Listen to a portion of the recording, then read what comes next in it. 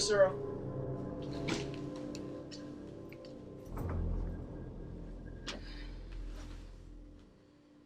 Can you cut off a man's head? If the man be a bachelor, sir, I can. But if he be a married man, he's his wife's head, and I can never cut off a woman's head. Sir, leave me your snatches and yield me a direct answer. Tomorrow morning are to die Claudio and Barnardine. There is in our prison a common executioner, who in his office lacks a helper. If you will take it on you to assist him, it shall redeem you from your gyves. If not, you shall have your full time of imprisonment and your deliverance with an unpitied whipping, for you have been a notorious bawd. Sir, I have been an unlawful bawd. I am out of mind, but yet I will be content to be a lawful hangman. I will be glad to receive some instruction from my fellow partner. What ho, Aberson! Where's Aberson there? Do you call, sir? Sirrah! Here's a fellow who will help you tomorrow in your execution. If you think it meet, compound with him by the year and let him abide here with you. If not, use him for the present and dismiss him. If you cannot plead his estimation with you, he hath been a bawd. A bawd, sir. Fie upon him, he will discredit our mystery. Go to, sir, you weigh equally. A feather will turn the scale.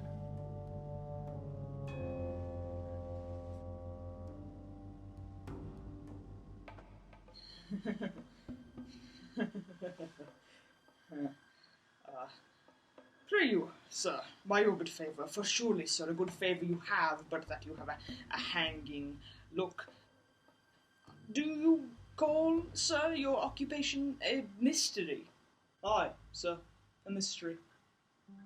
Painting, sir, I've heard say is a mystery, and your halls, sir, being members of my occupation, using painting to prove my occupation a mystery. But what mystery there should be in hanging if I should be hanged, I cannot imagine. Sir, it is a mystery. Proof. Every true man's apparel fits your thief. If it be too little for your thief, your true man thinks it big enough. If it be too big for your thief thinks it little enough. So, every true man's apparel fits your thief. You agreed, sir? I will serve him, for I do find your hangman is a more penitent trade than your bawd. He doth often ask forgiveness. You, sir, provide your block and your axe tomorrow, 4 o'clock. Come on, bold. I will instruct thee in my trade. Hello. I do desire to learn, sir. And I hope, sir, if you have occasion to use me for your own turn, you shall find me here. For truly, sir, for your kindness, I owe you a good turn.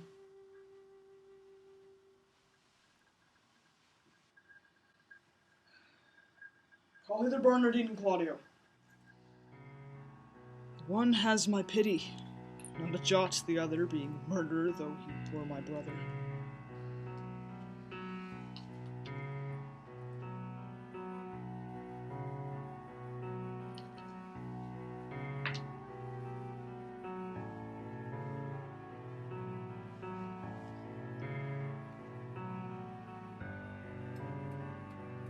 Look, here's the warrant, Claudio, for thy death. It's now dead midnight, and by 8 o'clock tomorrow thou must be made immortal.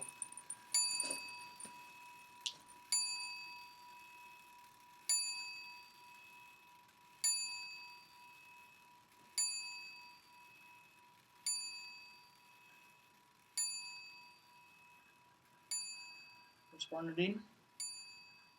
His fast looks up in sleep, his guiltless labour where it lies starkly in the travail of his bones. Will not wake.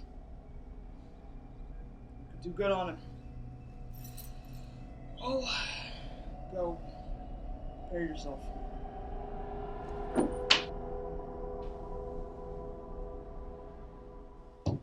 Hark, what noise?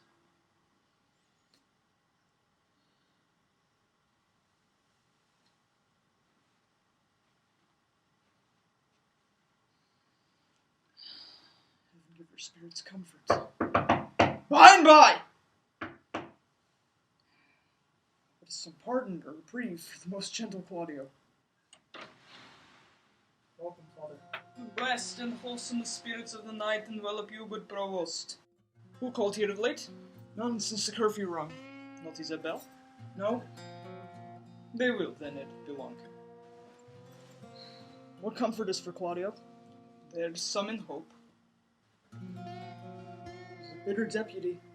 Not so, not so. His life is paralleled even with the stroke and line of his great justice. He does with holy abstinence subdue that in himself which he spurs on his power to qualify in others. Were he mild with that which he corrects, then were he tyrannous, but this being so, he's just. Now are they come?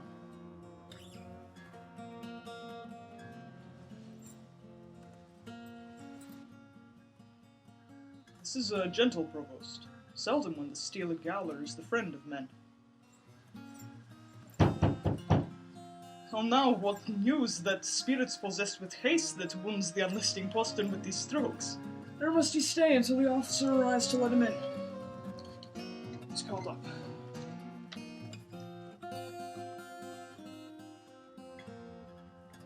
Have you no countermand for Claudio yet, but he must die tomorrow?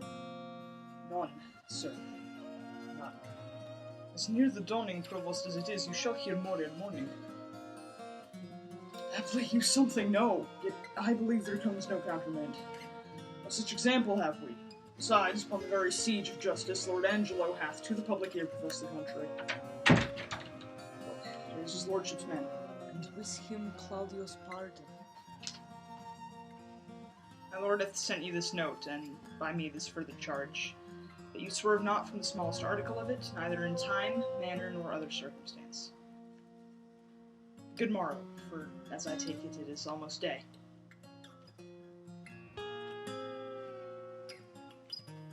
Shall obey him.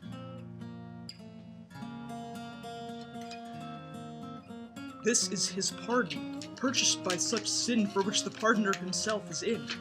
Hence hath offence its quick celerity when it is born in high authority.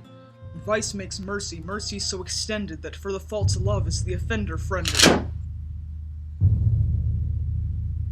Now, sir, what news? I told you. Lord Angelo, belike thinking me remiss in mine office, awakens me with this unwonted putting on. I think strangely, for he hath not used it before. Pray you, let's hear.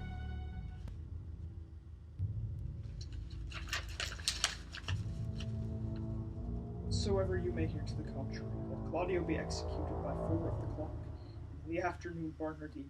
For my better satisfaction, let me have Claudio's head sent to me by 5. This be duly performed with the thought that more depends on it than we must yet deliver. Thus fail not to do your office, as you shall answer it at your peril. What say you to this, sir? What is that Barnardine who is to be executed in the afternoon? A Bohemian born, but here nursed up and bred, one that is a prisoner 9 years old. How came it that the absent duke had not either delivered him to his liberty or had him executed? I heard 'twas ever his manner to do so. His friends still sought reprieves for him, and indeed his fact, which till now in the government of Lord Angelo came not to an undoubtful proof, it is now apparent.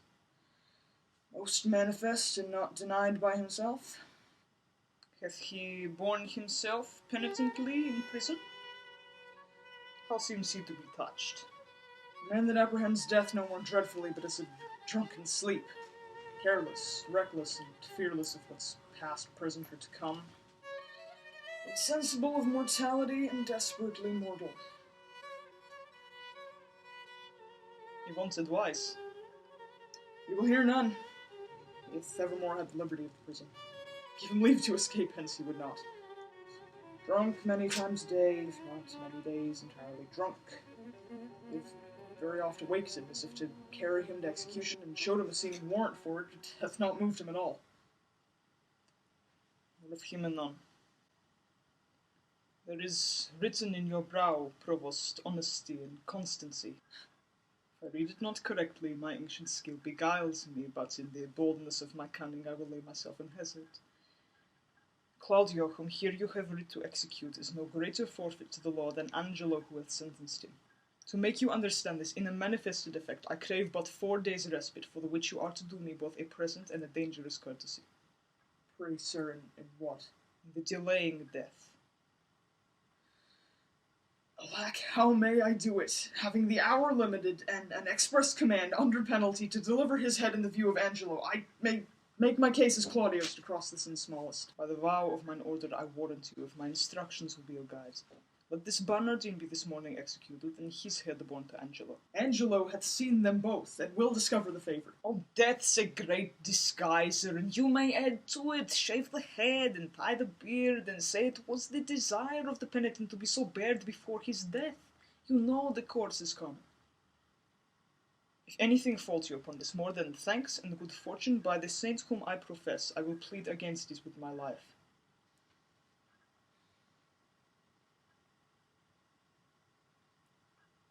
Pardon me, good father. It's against my oath. Were he sworn to the Duke or to the deputy? To the Duke and to his substitutes. You will think you have made no offence if the Duke avouch the justice of your dealing. But what likelihood is in that? Not a resemblance, but a certainty. But since I see you fearful that neither my coat, integrity, nor persuasion can with ease attempt you, I will go further than I meant, to pluck all fears out of you. Look, sir, here is the hand and seal of the Duke. You know the character, I doubt not, and the signet is not strange to you. Know them both? Contents of this is the return of the Duke. You shall anon overread it at your pleasure, wherein you shall find that within these 2 days he shall be here. This is a thing that Angelo knows not, for he this very day receives letters of a strange tenor, perchance of the Duke's death, perchance is entering into some monastery, but by chance nothing of what is writ.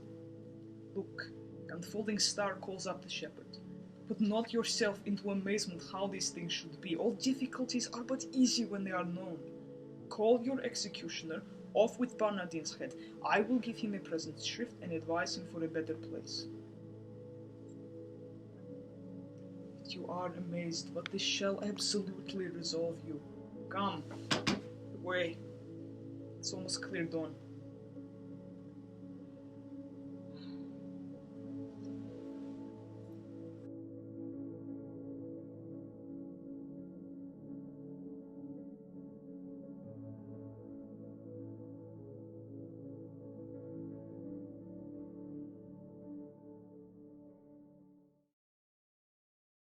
Sir! So, I will serve.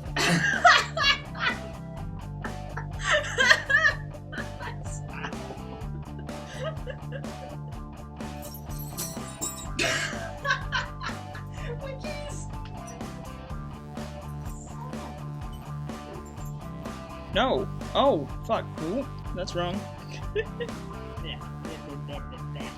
Bruh. Wait, what? Oh, I can't see me. Woo-hoo-hoo. Oh no, I'm out of frame. Uh-oh. Not so, not so. His life is paralleled with the stroke and line of his great justice. For he kneeled with... No! Fuck!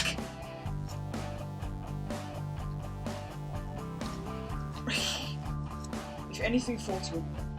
Motherfucker. But this Bernardine this morning is... Wait. That was a mess. I don't even remember if I said the line of the promise. That was like... Son of a bitch, my keys. I need to get alcohol.